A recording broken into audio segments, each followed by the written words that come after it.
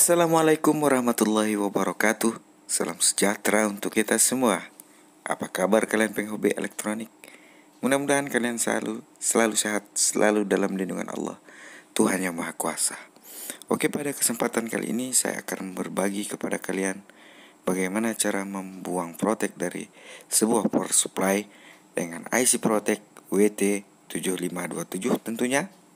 IC ini sangat susah saya kira untuk melumpuhkan IC-nya. Yang paling tersulit adalah bagaimana cara memvariabelnya. Oke? Sebelum kita lanjut ke tahap proses pembuangan protek dan memvariabel dari tegangan DC-nya, jika kalian berkenan silakan kalian like, share, komen, dan subscribe dulu channel ini agar channel ini bisa berkembang ke depannya. Semoga penghobi elektronik yang satu hobi dengan saya bisa berkembang ke depannya juga. Di part 1 kemarin kita telah berhasil mencoba memvariabel dari power supply ini dengan sebuah bantuan DC step down dan membooster current-nya dengan sebuah transistor tipe NPN. Dan kita telah membahas bagaimana sistem kerjanya dan apa sistem kelebihan dan kekurangannya. Nah, di part kedua ini kita akan memvariabel dari power supply ini dengan bantuan sebuah potensiometer yang senilai 10 km dan bagaimana cara kita membuang proteknya. Oke, simak videonya sampai habis, nanti jangan sampai gagal paham. Step yang pertama adalah kita harus menentukan dulu IC PWM-nya, IC PWM dan proteknya. Ini pakai satu IC, kebetulan IC yang digunakannya adalah IC WT7527. Terus untuk langkah yang berikutnya, kita harus mengganti semua elko yang ada di power supply ini di bagian outputnya. Output dari 3,3, 5 volt, 12 volt, dan juga min 12 volt. Ini bertujuan agar elko-elko yang tersebut tidak meledak, karena kita akan menaikkan tegangan. Tentunya kalau kita naikkan tegangan yang mana tadinya 3,3 akan menaik menjadi 5 volt ataupun ke atasnya melebihi dari 5 volt. Kemudian yang 5 volt akan naik ke atas melebihi dari tegangan standarnya. Begitu juga dengan 12 voltnya. Oke, sekarang kita lepas satu persatu dulu elko outputnya. Kemudian gantilah dengan elko yang mempunyai nilai tegangan yang lebih tinggi. Contohnya pada elko yang saya cabut ini adalah posisinya tepat pada 5 volt out. Itu akan kita ganti menjadi 16 volt ke atas. Sedangkan makronya akan kita gunakan sebesar 2200 tetap ya.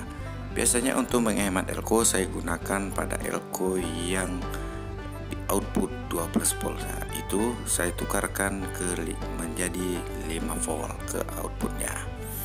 Oke, demikian ya mengapa diganti agar elko ini tetap aman untuk dipakai, sehingga ia tidak berasap ataupun bahkan meledak karena tegangan akan menaik menjadi tinggi.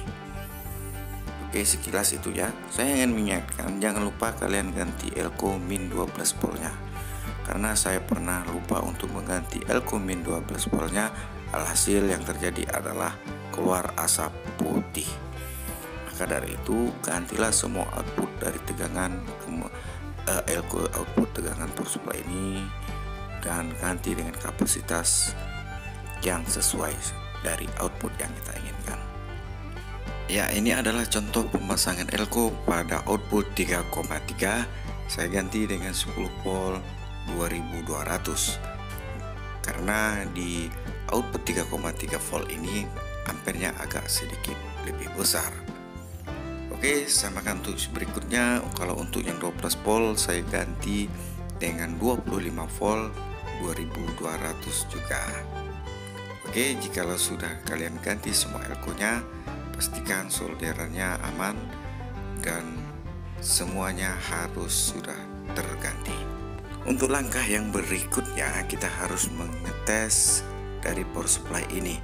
Apakah setelah kita ganti elko-nya power supply ini masih hidup? Sekarang kita tes saja VSB-nya.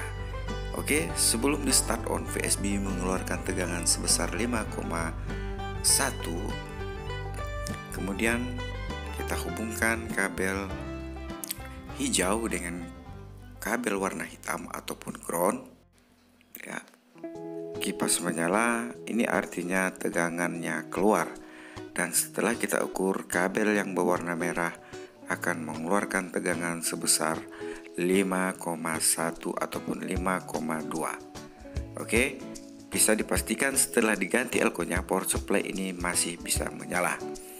Sekarang tahap selanjutnya kita akan membuang dari proteksi power supply ini, sehingga kita bisa menggunakan power supply ini dengan beban yang sedikit lebih berat, seperti contoh mencarger aki mobil dan sebagainya.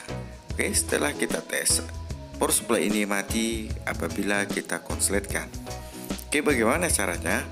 Yang paling pertama, kita harus mencari dataset WT7527 terlebih dahulu. Oke, setelah dapat, maka kita fokus pada pin 2 dan 3. Pin 2 adalah ground, sedangkan pin 3 adalah FBOB. Apa itu FBOB? FBOB menurut dataset adalah Full Protection Output Pin Open Drain Output. Oke, langsung saja kita tertuju pada IC-nya. Langkah yang pertama adalah kita harus bisa menentukan pin 1, kemudian pin 2, pin 3, pin 4, pin 5, pin 6, pin 6, 7, 8, 9, 10, 11, 12, 13, 14, 15, dan 16. Jadi IC ini mempunyai 18 pin ataupun 18 kaki. Jangan sampai terbalik. Kemudian hitunglah tadi posisi pinnya dari pin 1, pin 2, dan 3. Sekarang hubungkanlah atau jumper pin 2 dan pin 3, baik itu menggunakan timah ataupun dengan bantuan sebuah kawat solder ataupun bebaslah, yang penting pin 2 dan 3 terjumper. Setelah itu kita tes, kita hidupkan power supply-nya, kita cek tegangannya. Oke, ya, hidup. Ia menunjukkan di 11,9, hampir mendekati 12 volt.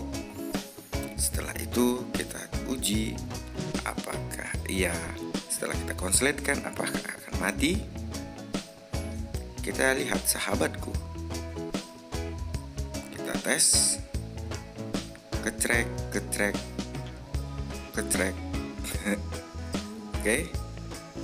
Oke, power supply ini tidak mati apabila kita konsletkan tegangan 12 volt ke groundnya. Sebenarnya ini hanya memanipulasi dari pin FBOB tersebut. Oke, setelah selesai kita membuang proteknya, maka kita akan memvariabel power supply ini. Kita akan mengadjustnya dari sekian volt sampai ke sekian volt. Sebelumnya kita harus siapkan sebuah potensiometer multitrun sebesar 10 kilo. Mengapa pakai multitrun? Agar tegangannya tetap stabil. Dengan petunjuk sebuah potensiometer ataupun terinput yang ada di power supply ini, maka dari jalur itulah saya memulai untuk mengoprek-oprek dari agar bisa di variabel DC-nya, outputnya, yang mana terinput ini tidak bisa bergeser jauh atau bisa memvariabel DC outnya secara besar, baik itu ke bawah ataupun ke atas. Nah, sekarang kita lihat di balik PCB-nya, maka ini adalah jalur terinput tadi ya, sebesar 10 kilo. Kemudian ada sebuah resistor yang mempunyai nilai 4531. Itu resistor SMD. Kalau kita gunakan kalkulator SMD, ia mempunyai nilai sekitar 4,5 kilo ohm, sekian persen. Nah, dari resistor itulah yang akan saya cabut. Kemudian saya gantikan dengan sebuah potensiometer, yang mana resistor tersebut mempunyai hubungan ke referensi dari TL431 SMD yang ada di atas. Kemudian kita cabut saja resistornya secara perlahan-lahan. Oke, sudah tercabut. Nanti kita gantikan dengan sebuah potensio multitron ke pin tersebut, pin kaki resistor SMD tadi ya. Itu menuju ke TL431 SMD di atasnya, kemudian menuju sebuah autocoupler. Setelah itu kita tes, kita ukur jalur 12 voltnya, apakah ia masih mengeluarkan tegangan.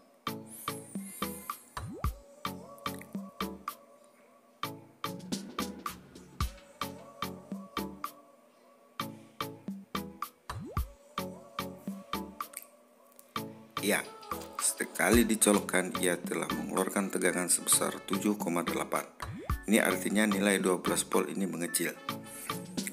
Oke, sekarang kita coba turunkan. Ia sudah mentok di 7,8. Sekarang kita coba naikkan tegangannya. Kalian perhatikan sendiri, maka tegangannya secara perlahan-lahan seiring dengan potensio yang diputar, maka tegangannya akan naik. Terlihat lebih stabil ya. Tegangannya tidak bergoyang-goyang ketika potensionya tidak kita putar. Oke, kita lihat saja sampai berapa maksimal dari power supply ini mengeluarkan tegangan setelah kita ganti nilai referensinya menjadi 10 kilo dengan menggunakan potensiometer Tron. Oke, sudah beranjak di 14 volt. Kemudian kita naikkan lagi 16, 17, 18 sampai 20. Kita naikkan lagi 22, 24, 25,7. Oke, kita anggap 25 sajalah ya, karena elko yang saya pasangkan tidak besar. Saatnya maksimalnya 25 volt 2200 tadi. Oke sahabatku, di ujung video ini saya ingin mengingatkan kepada kalian yang ingin oprek-oprek, utamakan keselamatan dan dalam bekerja, karena switching ini mempunyai high voltage. Tentukan blok primer dan sekundernya, tetap berpatokan kepada dataset. Cari dulu dataset kali IC PWM ataupun IC Protect yang kalian miliki, kemudian barulah dioprak-oprek. Di akhir video ini saya ingin mengucapkan terima kasih yang sebesar-besarnya kepada kalian yang terus mendukung channel ini. Semoga channel ini bisa berkembang bersama kalian ke depannya. Oke, saya Yurus Elektro ingin mengucapkan wassalamualaikum warahmatullahi wabarakatuh.